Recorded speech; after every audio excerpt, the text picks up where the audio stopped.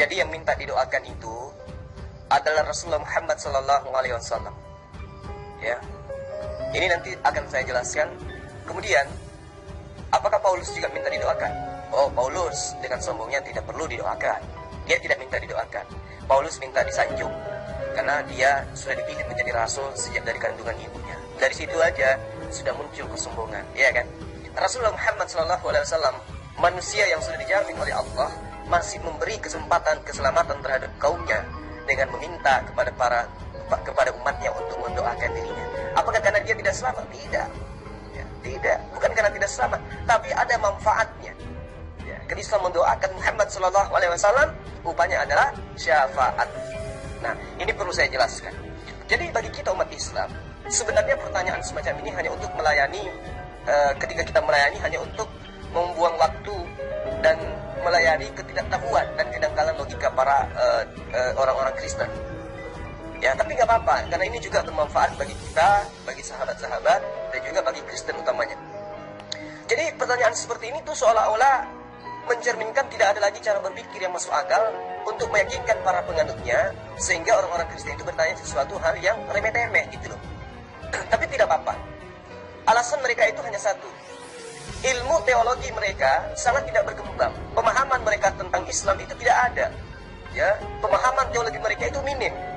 Ya, sayangnya sebagian besar pengikut orang Kristen itu terlalu masa bodoh dengan doktrin agama mereka. Yang mereka percaya adalah mimbar gereja. Mereka tidak tahu apa sebenarnya maksud daripada bersalawat kepada Rasulullah Muhammad SAW yang dilakukan, yang dilaksanakan semua umat Islam di setiap dia beribadah salat kepada Allah.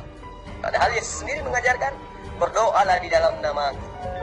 Ya, berdoalah di dalam namaku. Sama seperti umat Islam berdoa di dalam nama Muhammad SAW yang disebut dengan bersalawat. Nah, ini akan saya uraikan ya. Jadi agama Kristen itu hanya pengakuan untuk identitas kependudukan saja, bukan sumber aturan dalam kehidupan. Maksud saya gini, ajaran Kristen itu bukan asas yang membentuk perilaku mereka. Bukan. Mereka bergaul dalam kehidupan sehari-hari bukan berdasarkan atas ajaran Kristen, bukan. Karena kenapa? Agama mereka tidak mengajarkan itu. Kita bisa memastikan orang Kristen yang paham kitab jauh lebih sedikit dibandingkan mereka yang tidak paham. Nah, yang paham kitabnya mereka sudah pasti mu'alaf. Nah, yang tinggal ini yang seperti ini, sampai-sampai nama mereka disebut, namanya diganti dengan ulama muda gitu. Seakan-akan menjadi ulama itu muda seperti pendeta. Baru murtad hari ini sudah dikasih label pendeta kayak Saifuddin Ibrahim. Belum murtad, baru direncanakan 3 bulan kemudian label pendeta sudah ada di belakang namanya. Nah, itulah Kristen. Jadi doktrin-doktrin kemudian yang berasal daripada ketidaktahuan orang Kristen ini, itu salah satunya adalah pernyataan bahwa Muhammad SAW itu minta didoakan oleh umatnya. Nah, pertanyaan-pertanyaan ini diulang terus. Ya, dari sejak berapa puluh tahun yang lalu ini pertanyaan saya sudah temukan ya, di blog-blog Kristen, di link-link penghujat Islam itu sudah ada. Jadi yang perlu dipahami di sini para sahabat sekalian, ini pertanyaannya sebenarnya remeh-temeh tapi penting untuk kita ketahui. Bagaimana kemudian prinsip Islam dan prinsip Kristen di dalam keselamatan?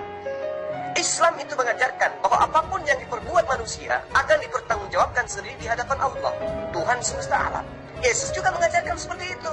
Tetapi kalau Kristen yang bukan pengikut Yesus berbeda. Ya, di dalam Al-Quran itu sangat jelas di surah Al-Mudaththir ayat 38. Kullu nafsin bima kasabat rahina. Di situ dijelaskan setiap jiwa akan tergadai dengan perbuatannya masing-masing. Lalu kemudian Islam juga mengajarkan dalam surah Al-An'am ayat 164, wala taksibu kullu nafsin illa 'alaiha wala tasiru. Ya, kemudian dikatakan warisatun wisra ukhra. Tidaklah seorang berbuat dosa melainkan akan kembali kepada dirinya sendiri, dan seorang yang berbuat dosa tidak akan memikul dosa orang lain. Ya.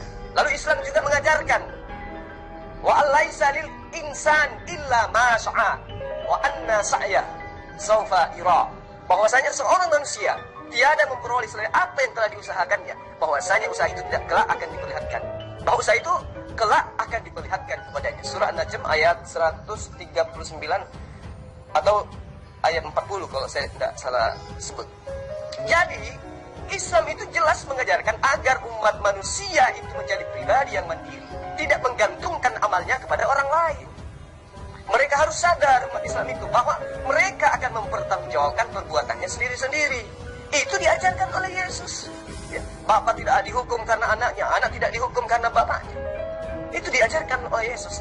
Jadi sampai kapanpun dalam masalah syafaat Nabi Muhammad SAW, Islam mengajarkan untuk mendapatkan syafaat itu ada syaratnya. Apa itu?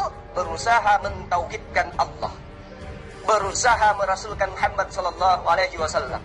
Ya, Abu Hurairah radhiyallahu anhu pernah berkata kepada Rasulullah Muhammad SAW, "Ya Rasulullah, siapakah yang berbahagia karena mendapatkan syafaat Anda di hari kiamat?" Jawab beliau, "Ya, as'adun nas bisyafa'ati yaumal qiyamah man qala la ilaha illallah khalisan min qalbi au nafsi."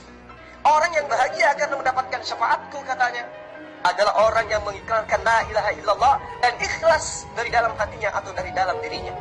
Itu diriwayatkan oleh Ahmad. Nah, apa syafaat ini? Syafaat ini adalah pemberian secara cuma-cuma dari Rasulullah Muhammad SAW untuk menjadi tiket masuk ke dalam jannah. Berbeda dengan Yesus. Kalau Yesus dia katakan mengenai yang duduk di sebelah kananku di surga atau di sebelah kiriku, aku tidak punya hak untuk memberikan itu. Yang berhak mengaturnya adalah Tuhanku Allah, kata Yesus.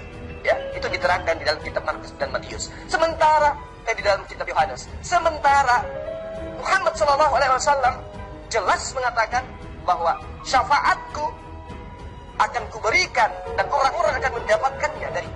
Maksudnya syafaat itu adalah tiket untuk masuk surga. Siapa dia yang akan mendapatkan syafaatku? Yang mengikrarkan la ilaha illallah, ikhlas di dalam hatinya atau dari dalam dirinya. Nah, ini berbeda dengan doktrin Kristen, ajaran pendeta dan pengikutnya. Bagi mereka, orang Kristen ini, dosa-dosa umat telah ditanggung oleh Yesus. Sehingga apapun yang mereka lakukan telah ditebus oleh Yesus. Ya, coba kita perlihatkan, saya coba bacakan ya, bagaimana kemudian doa orang Kristen itu. Saya percaya Isa Al-Masih atau Yesus Kristus sebagai Tuhan dan Juru Selamat pribadi saya. Karena Yesus Kristus telah mati di kayu salib ganti saya. Saat ini juga saya mengundang Yesus Kristus untuk masuk dalam hati saya, supaya hati saya diperbarui dan dijagai. Saya bersyukur dan berterima kasih karena saya beroleh anugerah terbesar dalam hidup saya, dengan memiliki seorang Juru Selamat yaitu Yesus Kristus yang memberikan nyawanya untuk saya. Haleluya, halilintar. Jadi mereka mengakui bahwa Yesus Kristus itu sebagai Tuhan Sang Juru Selamat, tapi mati di salib. Ya, di salib itu untuk menebus dosa mereka gitu loh. Jadi para pendeta, termasuk si kuculuk ini, itu layak berterima kasih kepada para tentara Romawi yang telah menyalib Yesus. Kalian harus bersalawat dan mendoakan orang-orang yang menyalib Yesus, karena dengan matinya Yesus kalian ditebus dari dosa. Penyebab matinya Yesus adalah hansip-hansip Romawi. Jadi apa jadinya bila tentara Romawi tidak lagi menyalib Yesus, tidak jadi menyalib Yesus? Tidak bisa dibayangkan siapa nantinya yang akan menebus dosa Kristen. Karena itulah tidak ada penganut agama yang memiliki prinsip sangat permisif selain penganut pendeta, primitif maksud saya. Ya, serba salah dan juga serba boleh untuk mencari penganut Kristen yang tidak pernah berzina, tidak makan babi, tidak menegak khamar. Anda dan saya akan kesulitan untuk mendapatkan itu. Kenapa? Karena mereka melakukan semua itu karena sudah dijamin masuk surga. Nah, ini saya akan sambung lagi membahas tentang doa kepada Rasulullah Muhammad SAW. Pak Jul, nggak usah panjang-panjang. Saya nggak minta penjelasan, Pak Jul. Saya hanya suruh kamu menjawab aja, Paulus atau Muhammad, itu aja. Coba kamu dengarkan VN saya yang tadi ya. Kamu tuntaskan mulai dari detik pertama sampai detik terakhir agar kamu paham, karena ini hal penting untuk kamu ketahui sebagai orang yang awam akan ajaran Islam. Kenapa umat Islam itu dianjurkan berdoa, bersalawat, memuji, menyanjung Rasulullah Muhammad SAW? Dengarkan VN saya agar kamu paham. Nah, jangankan kepada Rasulullah Muhammad SAW, kami umat Islam ketika bertemu, kami dianjurkan untuk saling mendoakan. Assalamualaikum. Layaknya Yesus mendoakan para muridnya ketika di dalam Lukas 24 ayat 36 bertemu muridnya. Shalom alaikum. Assalamualaikum. Islam atas kalian semua. Keselamatan atas kalian semua. Itu adalah budaya di dalam ajaran agama kasih yang sesungguhnya. Mendoakan, saling mengucapkan doa, saling memuji, saling menyanjung. Semoga keselamatan terlimpahkan atas Anda. Dan jawabannya waalaikumsalam, dan kiranya doa yang sama untuk Anda, keselamatan yang sama untuk Anda. Itu di dalam ajaran Islam. Kalau di agama Anda, selamat pagi, selamat siang, selamat sore, yang Anda doakan malah matahari. Kenapa? Karena memang konsep ajaran Anda itu adalah penyembahan terhadap putra dewa matahari, Yesus Barabas. Nah, itu yang perlu kamu pahami dengan baik. Orang-orang Kristen dulu juga tahu kok, dan bahkan mereka juga menyebut bahwa Isa itu dengan sebutan alaihissalam. Padahal mereka tidak tahu apa arti alaihissalam itu. Ya, para pendeta dulu dan bahkan sekarang ada gereja yang menuliskan nama gerejanya dengan Isa alaihissalam. Dia tidak tahu maksud alaihissalam itu apa. Itu adalah doa untuk Isa, untuk Yesus. Ucapan pujian terhadap Yesus alaihissalam, atasnya keselamatan gitu. Ya, jadi bagi umat Islam, mendoakan kebaikan adalah bukti cinta. Ketika kita bertemu dengan orang lain, kita buktikan cinta kita. Salam alaihim. Kita jawab kecintaan itu. Waalaikumsalam warahmatullahi wabarakatuh. Ya, jadi ketika orang biasa saja, orang awam saja kita doakan, kenapa lisan ini berat untuk berdoa kepada junjungan kita, yang junjungan umat Islam yang telah mengajarkan kebaikan-kebaikan, yang telah memberi jalan menuju kepada Allah, yang telah menunjukkan jalan menuju kepada surganya Allah. Kenapa kita berat untuk mengucapkan doa? Terbalik dengan orang Kristen, alergi, ya, alergi, malu, tidak percaya diri ketika berdebat membawa Paulus. Kenapa? Takut ketahuan belangnya Paulus. Sehingga yang dikedepankan apa? Yesus. Padahal yang mengajarkan Yesus itu kepada Kristen itu adalah Paulus. Kenapa Paulus kalian umpetin? Kalian tidak mau mengakui Paulus itu adalah seorang nabi. Nah, kalau dia bukan seorang nabi, lantas tulisannya itu dia dapatkan dari mana? Gitu loh, ya. Jadi didoakan itu, ya, yang perlu kamu pahami, mendoakan keselamatan kepada seseorang bukan berarti kita meyakini dirinya tidak selamat. Itu yang perlu kamu paham. Ya, memberikan keselamatan terhadap orang yang sudah juara. Selamat ya, semoga Anda bahagia. Itu bukan berarti dia itu tidak bahagia. Begitu juga dengan Rasulullah. Mendoakan beliau bukan berarti dia itu tidak selamat. Doa keselamatan itu sama saja bila kita menyapa teman dengan mengatakan semoga Anda sekeluarga sehat walafiat. Apakah bila kita menyapa demikian berarti teman kita dan keluarganya itu sedang dirawat di rumah sakit, sedang sakit gitu? Tidak kan? Nah, sebaliknya Anda akan dianggap melecehkan ketika ada orang yang sekarat, kemudian Anda mengucapkan semoga Anda sekeluarga sehat. Atau Anda sampai mengucapkan ini kepada orang yang sakit parah dan hampir tidak ada peluang untuk sembuh. Itu namanya malah menghina atau melecehkan. Tetapi kami mengucapkan semoga Anda selamat, semoga Anda sehat walafiat kepada orang yang sehat. Apakah itu berarti mereka tidak sehat? Begitulah salawat itu, begitulah sanjungan itu kepada Rasulullah Muhammad SAW. Ya. Jadi apa ya? Mendoakan kebaikan, mendoakan keselamatan untuk Rasulullah Muhammad SAW, untuk Nabi Musa alaihissalam, untuk Yesus atau Isa alaihissalam, atau Rasulullah Muhammad SAW, karena beliau ini berhak mendapatkan keselamatan itu. Siapa yang memberikan keselamatan? Tentu saja adalah Allah, esensi penguasa alam semesta. Untuk itulah ya, umat Islam dilarang mendoakan ampunan orang-orang musyrik, karena mereka sama sekali tidak mungkin memilikinya. Itu diterangkan di dalam ajaran Islam. Surah Taubah ayat 113, ya. Tiadalah sepatutnya bagi Nabi dan orang-orang yang beriman memintakan ampun kepada orang-orang musyrik, walaupun orang-orang musyrik itu adalah kaum kerabatnya. Sesudah jelas bagi mereka bahwasanya orang-orang musyrik itu adalah penghuni neraka jahanam. Paham sampai di sini? Jadi mendoakan sesama muslim, mendoakan orang-orang yang baik, itu adalah merupakan sebuah rangkaian daripada syariat Islam. Mendoakannya bukan berarti orang itu tidak selamat. Ya, oke? Kata Rasulullah Muhammad SAW. Kata Rasulullah Muhammad SAW ketika dia ditanyai oleh Abu Hurairah, ya Rasulullah, man as'adun nas bisyifa'atika, bisyifa'atika. Kata Abu Hurairah, yaumal qiyamah. Ya Rasulullah, siapakah yang berbahagia karena mendapatkan syafaat Anda di hari kiamat? Mantap sekali kan pertanyaan Abu Hurairah ini.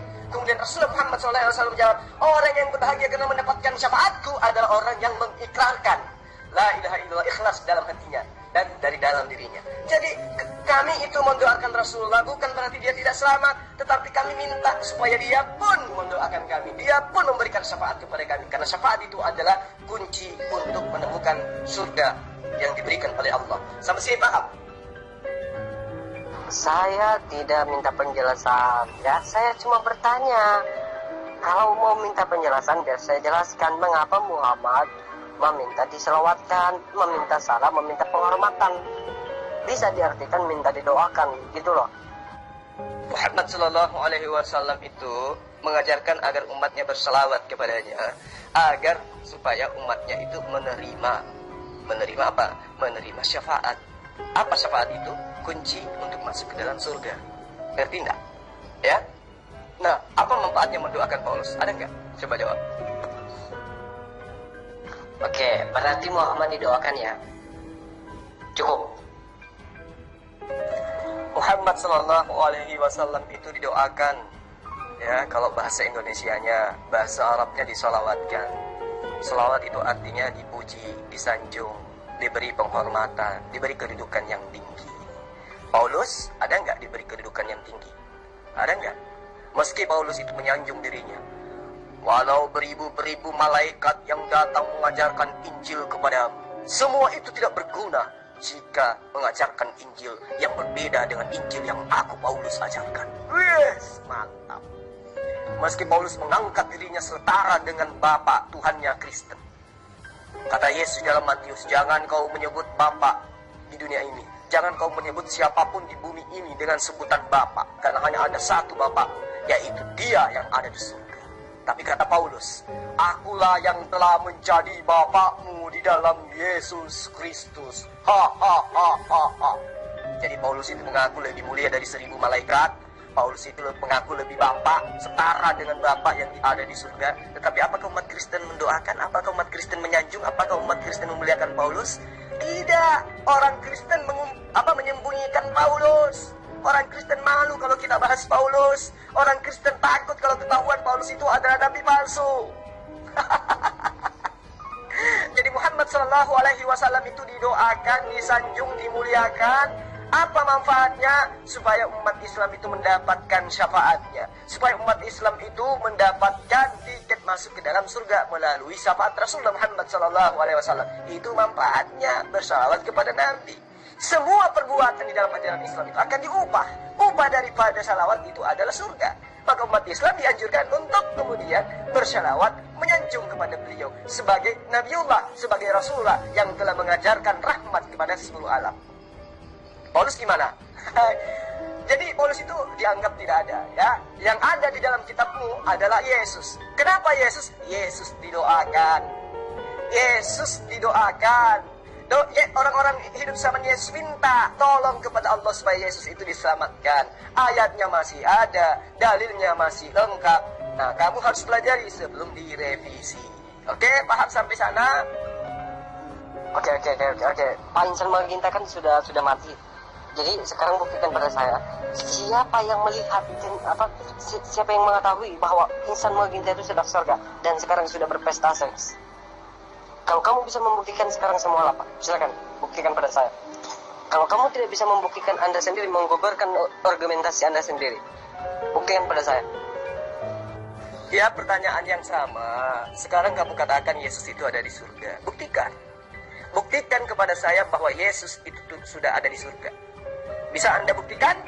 Kalau Anda bisa membuktikan bahwa Yesus ada di surga, saya pun bisa kamu baptis. Gimana? Pak Jul, kamu jangan muter-muter dulu. Kamu jangan muter-muter dulu.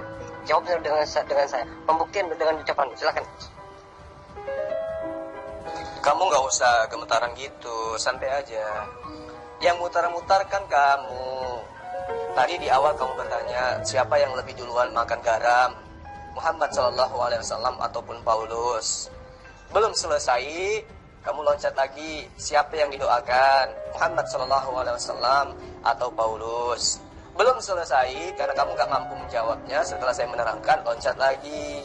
Kalau Adinda Jamila meninggal, apakah ada jaminan langsung masuk ke surga? Belum selesai, loncat lagi. Kan Ustaz Mokoginta sudah almarhum. Apakah Anda bisa membuktikan bahwa dia itu sekarang ada di surga? Belum selesai, loncat lagi, hilang lagi, nongol lagi, muncul lagi sememe kucup. Sekarang saya tanya samamu yang sederhana aja, biar imbang gitu loh. Apa manfaatnya mendoakan Paulus sebagai orang Kristen? Jawab. Jul, sabar. Kamu jangan muter-muter, buktikan pada saya di mana Pak Ustadz Insan Mokoginta berpesta seks sekarang. Sekarang kamu buktikan deh Yesus itu di mana. Kamu katakan di surga, tunjuk bukti. Bagaimana Anda bisa membuktikan bahwa Yesus ada di surga? Tunjukkan buktinya secara akurat. Saya tunggu. Kalau Anda tidak bisa menunjukkan data dan pembuktiannya, berarti argumenmu yang di atas, kamu membatalnya sendiri. Bukan argumen, tuyul. Jadi umat Islam itu jelas ajarannya. Rasulullah Muhammad SAW itu kelak memberikan syafaat. Kapan syafaat itu diberikan? Pada saat yaumul hisab. Bukan saat sekarang. Nanti di hari penghakiman. Barulah syafaat itu bermanfaat. Nanti di padang mahsyar, barulah syafaat itu bermanfaat, diberikan. Bukan sekarang. Orang yang sudah meninggal, dia masuk ke dalam alam barzah.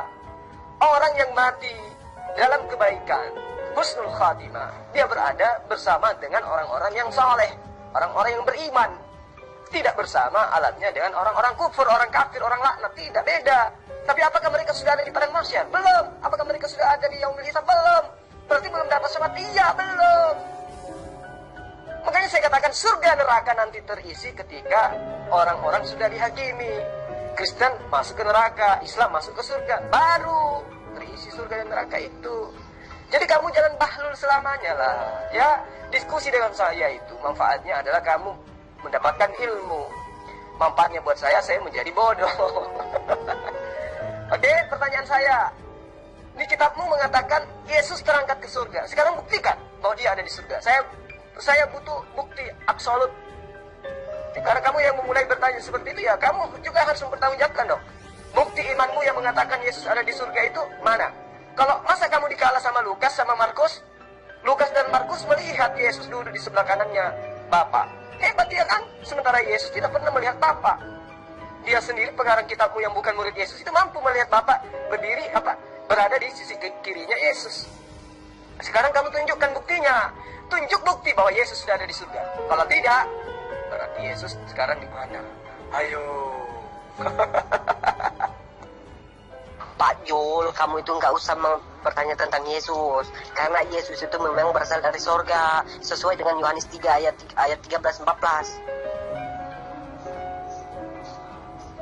Nah, itu kamu lebih tambahkan lagi. Pijakan-pijakan bahwa Yesus itu ada di surga. Sekarang saya minta bukti akurat. Kalau cuma mengklaim Yesus ada di surga, semua juga orang bisa mengatakan itu. Sekarang saya minta bukti. Tunjukkan bahwa Yesus itu ada di surga. Bisa nggak? Pak, Alkitab saya sangat jelas tentang Yesus. Yesus berada di mana? Begitu. Oh gitu. Jadi hanya tulisan-tulisan orang yang kamu tidak kenal yang mengatakan Yesus ada di surga, dan kamu tidak mampu membuktikannya. Kasihan ya.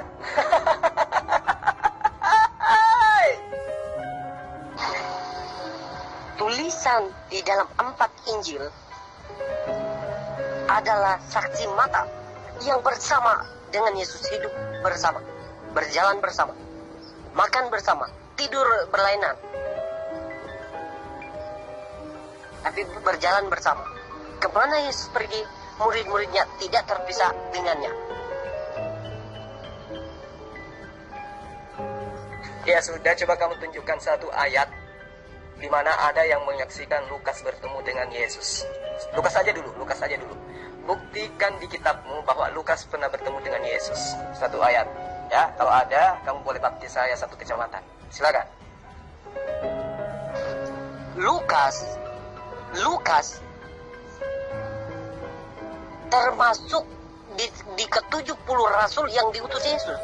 Di Lukas 10 ayat 1 sampai yang ke-24. Lukas termasuk di rasul itu yang diutus oleh Yesus.